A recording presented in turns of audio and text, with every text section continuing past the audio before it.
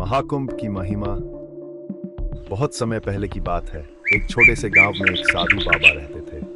वे परम सत्य की खोज में लगे हुए थे और पूरे दिन ध्यान और साधना करते रहते थे। एक दिन गांव में एक व्यक्ति आया जो महाकुंभ के मेले में भाग लेने के लिए जा रहा था। उसने साधु बाबा से पूछा, बाबा जी, महाकुंभ का आयोजन क्यों होता है और इसका हमारे जीवन में क्या महत्व है?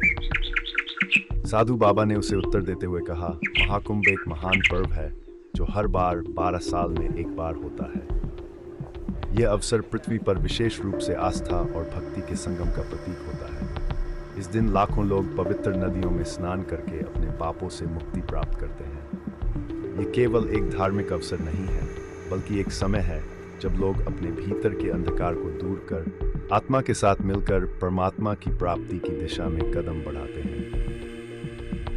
साधु बाबा ने फिर एक उदाहरण दिया। मान लो तुम एक नदी के किनारे खड़े हो और तुम्हारे पास एक गंदा जल का बर्तन है। यदि तुम उस गंदे जल को नदी में बहा दोगे तो नदी उसे अपने साथ लेकर बहा लेगी और जल शुद्ध हो जाएगा। साधु बाबा मुस्कुराए और बोले, महाकुंभ का असली उद्देश्य केवल स्नान नहीं, बल्कि मन और आत्मा की शुद्धि है। जब तक हम अपने अंदर के दोषों और बुरे विचारों को नहीं छोड़ते, तब तक कोई भी बाहरी क्रिया हमें पूरी शांति नहीं दे सकती। महाकुंभ हमें यही सिखाता है कि वास्तविक ताजगी और शुद्धता भीतर से आती है। शिक्षा।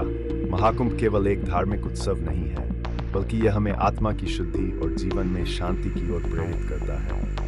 यह हमें अपने दोषों को दूर करने और आत्म साक्षात्कार की दिशा में कदम बढ़ाने का अवसर देता है।